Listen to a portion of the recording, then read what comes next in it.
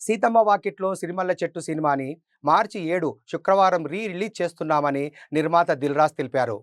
అప్పుడే 10 థియేటర్లు ఫుల్ అయిపోయాయని, మహేష్ అభిమానులు, వెంకటేష్ అభిమానులు, ఫ్యామిలీ ఆడియన్స్ థియేటర్‌కు వచ్చి మళ్ళీ బ్రదర్స్ మధ్య ఉండే మూమెంట్స్‌ని ఎంజాయ్ చేద్దామని 10 థియేటర్స్ ఫుల్ చేశారంటే చాలా హ్యాపీగా ఉందన్నారు.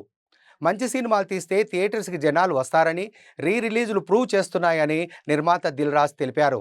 ప్రేక్షకులు రావటానికి ఇంట్రెస్ట్ చూపిస్తున్నారంటే ఒక మంచి కాంటెంట్ మళ్ళీ వెళ్దామని వస్తున్నారు. అలాగే మహేష్ బాబు గారి అభిమానులు కావచ్చు, వెంకటేష్ గారి అభిమానులు కావచ్చు, థియేటర్కి వెళ్ళి ఈ సినిమాని ఒక ఆ బ్రదర్స్ మధ్య ఉన్న మూమెంట్స్ని ఎంజాయ్ చేద్దామని ఇన్ని థియేటర్లు ఫుల్ చేశారంటే చాలా హ్యాపీగా ఉంది.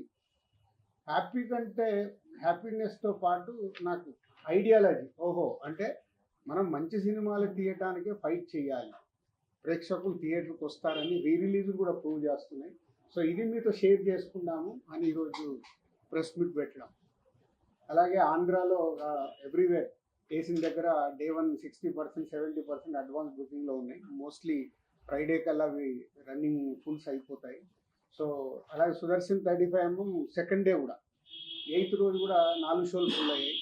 అంటే చాలా ఒక మళ్ళీ సినిమా రిలీజ్ చేస్తుంటే ఒక ఉండే హ్యాపీనెస్ కనిపిస్తుంది మాకు ఈ సినిమా ద్వారా. So I'm also watching on 7th morning 8 o'clock show. మళ్ళీ 12 ఏళ్ల తర్వాత థియేటర్లో సినిమా చూసి ఎంజాయ్ చేయాలని అనిపిస్తుంది. So I'm going to Sudarshan 35 8 o'clock show. And media వాళ్ళు మీరు కూడా వెళ్ళి 12 ఏళ్ల తర్వాత మళ్ళీ ఇద్దరు బ్రదర్స్ వస్తున్నారు కాబట్టి ఎంజాయ్ చేయండి. 12 ఏళ్ల క్రితం మీరు ఈ కాంబినేషన్ సెట్ చేయడానికి ఎలాంటి కష్టపడ్డారు? సో అప్పుడే చాలా ప్రెస్ మీట్లలో చెప్పాము. అంటే మల్టీ స్టార్ చేయడం అనేది ఎప్పుడో మన తెలుగు సినిమా ఇండస్ట్రీలో అందరు స్టార్ హీరోస్, రామారావు గారి దగ్గర నుంచి చిరంజీవి గారి వరకు అందరూ హీరోలు మల్టీ స్టార్ సినిమాలు చేశారు. తర్వాత మారుతూ వచ్చింది.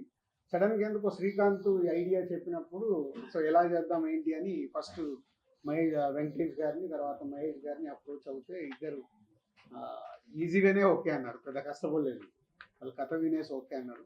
సో దాన్ని ప్రాపర్గా స్క్రీన్ మీదకి తీసుకురావడానికి కొంచెం మాకు టైం పట్టింది. అంటే అవుట్పుట్ ఇవ్వడానికి ఆల్మోస్ట్ అప్పుడు 1 year షూట్ చేశాం.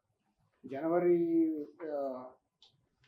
2012 జనవరిలో మొదలు పెడితే 2013 సంక్రాంతికి రిలీజ్ చేసాం. అంటే ఆల్మోస్ట్ 1 year జర్నీ అది.